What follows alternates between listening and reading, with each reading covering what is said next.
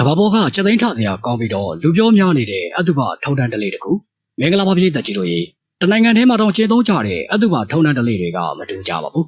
ထုံနည်းတူပဲကဘာဘောကနိုင်ငံတိုင်းရဲ့လူမျိုးအသီးသီးဘာသာအသီးသီးမှာလည်းသူ့တလေးနဲ့သူအတုပထုံတန်းအစဉ်လာတစ်ခုကိုလက်ဆယ်ကမ်းလာကြတာပါလူတိုင်းလက်ခံနိုင်ပွဲရရှိတဲ့တလေးတွေကလည်းရှိတယ်လို့တချို့သောဘာသာဝင်တွေအတွက်ချက်သိန်းထစရာကောင်းတဲ့တလေးတွေလည်းရှိပါတယ်ဟုတ်ကဲ့ပါမိတ်ဆွေတို့အနေနဲ့အလောင်းကောင်တွေကိုအတုပချတဲ့အခါမိတကြိုတာတို့မြေမြုပ်တာတို့စတာတွေကိုကြားဖို့ပြီးသားရင်းနှီးပြီးသားဆိုပေမဲ့လေးနဲ့အချောက်ခံတဲ့ဒလေးကိုတော့တိတ်ကြားဖို့ကြမှာမဟုတ်ပါဘူးဟုတ်ကဲ့ပါယနေ့မှာတော့ဒီလိုမျိုးကြောက်စရာကောင်းတဲ့အတုပထုံတန်းဒလေးတွေနဲ့ပတ်သက်ပြီးတော့မျှဝေပေးသွားမှာဖြစ်တဲ့အတွက်စိတ်ဝင်စားရဆိုရင်တော့ဗီဒီယိုလေးကိုအဆုံးထိကြည့်ပေးကြပါဦး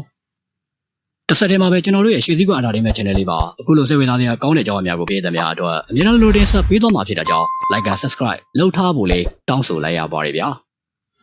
ဒီဒလေးကအိန္ဒိယနိုင်ငံမှာကျင်းသုံးခဲ့တဲ့ဒလေးတစ်ခုပါစောစောပိုင်းခေတ်တွေတုန်းကအိန္ဒိယနိုင်ငံမှာ Zoro Australian ဆိုတဲ့ဘာသာဝင်တွေနေထိုင်ခဲ့ကြပါတယ်သူတို့ဟာဘာသာရေးအယူဆတစ်ခုကိုဥထိပ်ထားပြီးတော့ကျင်းသုံးခဲ့ကြတာပါသူတို့ကသဘာဝတရားကြီးကပေးစွမ်းထားတဲ့ကမ္ဘာမြေကြီးနဲ့မီးစားတဲ့ dressing တွေကိုကိုးကွယ်ကြတဲ့ဘာသာဝင်တွေပါဒီ dressing တွေကိုသန့်ရှင်းစင်ကြယ်တဲ့သူတို့ရဲ့ဖျားအဖြစ်သတ်မှတ်ကြပါတယ်ဒါပေမဲ့အကြောင်းမျိုးကြောင့်တည်ဆုံးသွားခဲ့ကြတဲ့လူအလောင်းတွေကိုတော့မတန်ရှင်းတဲ့အမိုက်စရိုက်တွေအဖြစ်နဲ့သတ်မှတ်ခဲ့ကြတာပါအလောင်းတွေကိုလည်းကမ္ဘာမြေကြီးနဲ့မိစားတဲ့ dressing တွေနဲ့မထိသင့်ဘူးလို့ယူဆခဲ့ကြတာပါဒါကြောင့် Zoro Australian ဘာသာဝင်တွေမှာအများနဲ့မတူပဲချက်သိန်းထစရာကောင်းတဲ့အတုပရှားနည်းတစ်မျိုးဖန်တီးခဲ့ကြပါတယ်သူတို့အနေနဲ့လူသားတအုပ်သိဆုံးတဲ့အခါအဝိုင်းပုံစံအမိုးပွဲအစာအုပ်ကြီးတစ်ခုစီကိုခေါ်ဆောင်သွားခဲ့ပါတယ်အဲဒီနောက်အဝေးစားတွေအကုန်ချွတ်ခါအမိုးပေါ်ကကြောက်ပြားချက်တွေပေါ်တင်ထားပြီးတော့ထားကြတာပါဒီရင်တော့ဒီအလောင်းတွေကိုလက်ဓာတ်တွေကလာရောက်စားတော့ကြပါတယ်လက်ဓာတ်တွေစားလို့အသားတွေအကုန်ကုန်ပြီးတော့အယိုးပဲရှိတော့တဲ့အခါအစာအုပ်ကြီးရဲ့အတွင်းပိုင်းဂျိုင်းတဲ့အထိကိုပြစ်ချခဲ့ကြတာပါအဆိုပါအစာအုပ်ကြီးကို Tower of Silence လို့ခေါ်ပြီးတော့သူတို့ဟာလူတွေနဲ့ဝေးတဲ့တောင်ကုန်းထိပ်တွေမှာဓာတ်တွေကိုတိတ်ဆောက်နေရှိကြပါတယ်အစာအုပ်ကြီးမှာအစဉ်သုံးဆင်ပါပါတယ်ပထမဆင့်ကအမျိုးသားတွေအတွက်ဖြစ်ပြီးတော့နောက်တစ်ဆင့်ကအမျိုးသမီးတွေအတွက်ဖြစ်ပါတယ်နောက်ဆုံးဆင့်ကတော့ကလေးငယ်တွေအတွက်သာဖြစ်ပါတယ်အစာအုပ်ကြီးရဲ့အလေးတက်မှာတော့ကြီးမားတဲ့မြောင်းပေါ်ကြီးတစ်ခုရှိပါတယ်အဲဒီထဲမှာတော့သဲတွေကြောင်မီးသွေးတွေနဲ့ပေါင်းဆက်ပြီးတော့တန့်စင်တဲ့နီးစနစ်တစ်ခုကိုတက်ဆင်ထားပါတယ်သူတို့ဟာစောနာကလနာတွေစားပြည့်သွားတဲ့လူအယိုးတွေကိုအဆိုပါမြောင်းပေါ်ကြီးတွေကိုပြစ်ချခဲ့ကြတာပါအောက်မှာတန့်စင်ပြီးသွားတဲ့အယိုးမုံတွေကိုတော့မြေကြီးတွေကိုစိတ်ဝင်စေတာဖြစ်ပါတယ်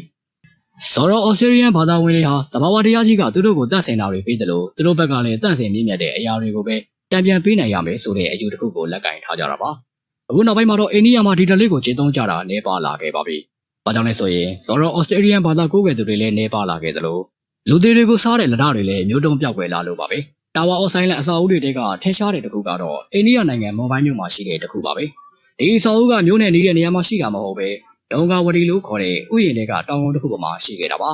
မြို့ဘက်ကလူနေထူထပ်လာတာကြောင့် Zoro Australian ဘာသာဝင်တွေဟာငကိုလိုအယူသိမှုတွေမရှိတော့ပဲတာမန်လုံထုံးလုံနည်းတွေအတိုင်းပဲအတုပအခမ်းအနားပြုလုပ်လာကြတယ်လို့သိရပါတယ်ဒါအပြင်ဒီအစာအုပ်ကြီးတွေကလည်းအထင်ကရအမွေးနေ့တစ်ခုအဖြစ်သာဆက်လက်ရှိနေသေးတာဖြစ်ပါတယ်မိတ်ဆွေတို့အနေနဲ့ကောဒီလိုအတုပထုံတန်းစင်လာနဲ့ပတ်သက်ပြီးတော့ဘယ်လိုထင်ပါသလဲဒါအပြင်မျိုးနဲ့နေတဲ့နေရာမှာလူသေးအလောင်းတွေကိုနေလန်းပြထားတာကလေထုနဲ့ပတ်ဝန်းကျင်အတွက်အဆင်ပြေနိုင်မယ်လို့ထင်ပါသလားမိတ်ဆွေတို့ရဲ့အမြင်ကိုလည်းကွန်မန့်မှာရေးသွားပေးခဲ့ကြပါဦးဒီနေ့ဗီဒီယိုလေးကတော့ဒီလောက်ပါပဲအဆုံးထိကြည့်ပေးကြတဲ့တယောက်ချင်းစီတိုင်းကိုကျေးဇူးအထူးပဲတင်ရှိပါရခင်ဗျာ